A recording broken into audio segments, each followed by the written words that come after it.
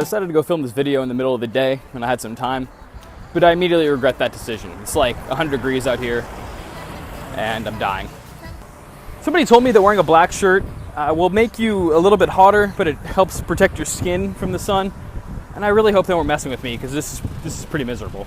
But the Thai New Year is Songkran, and it lasts 3 days. And it was actually named by the Guinness Book of World Records in 2001 as the biggest water fight in the world. And it is, the first time you see it, it's crazy. I just did it for the second time in my life, and the entire country just turns into a giant water fight. Like the entire country. Like you're out in the villages, and there's little kids on the sides of the road in kiddie pools with hoses and buckets, you know, trying to ambush you. And you go into the city, and it's just complete traffic, people everywhere, gunning it out. And it's my fruit lady with funny fruits. So many crazy fruits. I don't know the name of this one. I don't know the name of this one. Okay, I'm admitting defeat. It's just way too hot. So I stopped and got some iced coffee at the 7-Eleven, and I'm gonna walk back to the apartment. But first, I just want to hang out in the shade here for a second. But yeah, so it is a huge chaotic water fight. Nothing like you've ever seen before. I mean, the best thing I could explain it is it's just kind of like a music festival or something, but everywhere. It's like the entire country turns into a big music festival of sorts, or that kind of atmosphere. Like no mercy. If you're going by on a motorbike, they will squirt you in the face. They will throw buckets at you. I was in the back of a pickup truck with the girlfriend's stepdad driving us, and some kid just smashed me in the side of the head with a bucket of water. Not with the bucket itself, but he threw that water, timed it perfectly, and that water hit me at 40 miles an hour side of the head, and it stung. Definitely stung. We took a tuk-tuk, and that was the stupidest thing we ever did. We took a tuk-tuk going through the city, and these little, open door, or open, there's no walls in these things, right? So every stop this tuk-tuk had made, every time we were stuck in traffic, we were just sitting ducks, and we got destroyed. Like, people would just see us coming, they would get ready, and then every stop we make, 4 people with buckets would come and just dump the water on us, get us with squirt guns. Anywho, so the origins of the day. All right, start walking again. Okay, back to the apartment. I don't know why I even wanted to do that walk now. In retrospect, it was a stupid idea. So I wasn't able to find exactly why this period was the Songkran period. It either has to do with Hindu influence, with Chinese Buddhist influence, or with some of the animist agrarian history of the country in and itself. I mean, there is definitely the agrarian history that goes into the day, this time period, because every agrarian culture celebrates this time period either from February to May as the time of renewal, time of new beginnings. In fact, like Easter itself, I think was the year, or at least within a couple weeks of Easter, was the European New Year up until the switch to the more modern calendar. And then it just had to do with the fact that that's when winter was ending, it was time to go sow the seeds for the new crops. It's new beginnings. And April Fool's Day on April 1st is likely derived from people who still celebrated the New Year on April 1st and never switched to January 1st. And then all of the haughty-taughty new calendar people would say, oh, you're all fools. This is the Fool's Day for the New Year.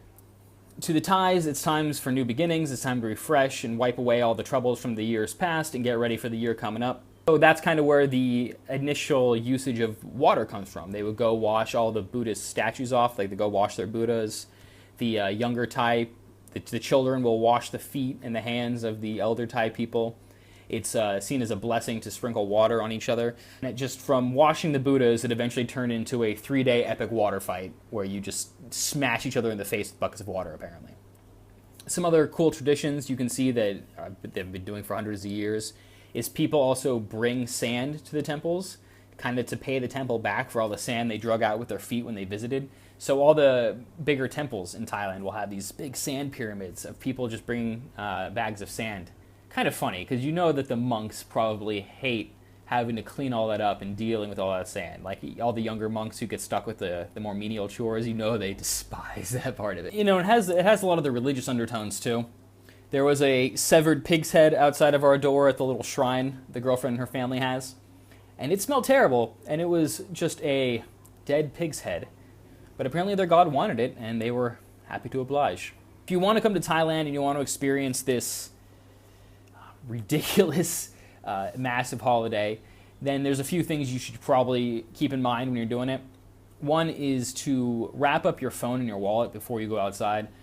because it may seem like I'm overselling the amount of people who will try to get you wet, and I'm not. You will step outside, and within 30 feet, there will be somebody trying to spray you with water. So immediately, before you even go outside, get a. They sell like these, nice little like Pikachu pouches and crap like that. You just need a plastic bag. Just keep your phone in a plastic bag, and you can still film through the bag. And make sure your wallet, your passport, and all that's nicely secured, because you will get so wet. Dress to get wet if you're a girl. White clothing probably isn't the best. If you're a dude, pants is gonna be. Oh, I wore shoes and socks because we went and visited some caves on like the second day of Songkran, and on the way back we were riding in the back of the pickup, and we just got destroyed by water. Decided to go out to eat, and never actually went home. So I was wearing shoes with socks around that were completely drenched for a while, and it jacked my feet up. I got huge blisters, and I was a Marine, so you think I would have known better. But it's just, what was I going to do at that point? And the last thing is try to avoid letting the water get into your eyes or your mouth, which it's going to be really difficult. But Thai people don't have the same regard for cleanliness that we might. And a lot of people will get sick from the water, because there's an ancient moat that surrounds Chiang Mai, where I'm at. So this moat's like a couple thousand years old, and they keep it.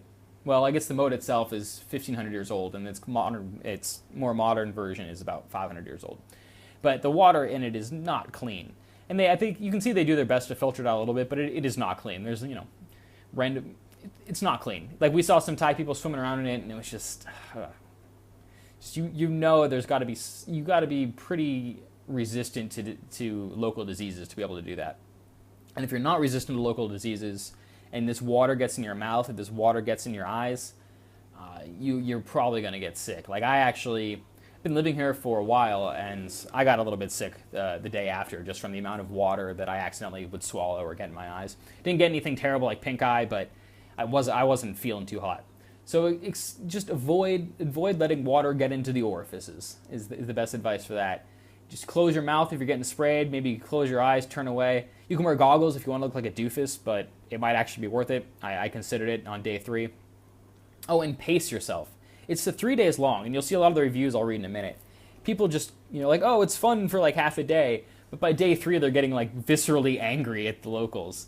Not wanting to get wet, and the locals just dousing it with water and laughing hysterically, which only upset them more. And that's the thing, it lasts for 3 days. It'll even start kind of like a few people will start it like the day before, and a couple won't finish it until a couple days later, because they really enjoy the holiday. So you can't, go all in for one day and then get aggravated at the people for the other 2 days. It's their culture, it's how they do it. They've been raised to expect that. They pace themselves for it. So get a lot of sleep and expect to get kind of annoyed by day 3.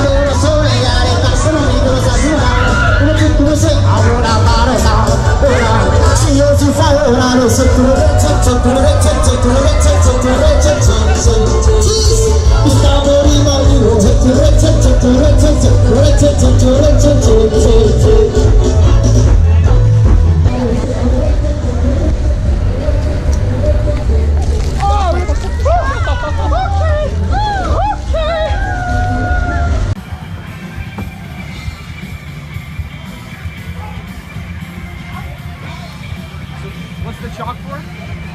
Why? What? Why? I don't think anyone knows. I want some more paint. More paint, yeah. More paint. I look sexy? Is that the cooling? Yeah? Good look for me? All right. What about you? Cooling shit or not? I'll tell you in a second. Oh, yeah. Oh, so much.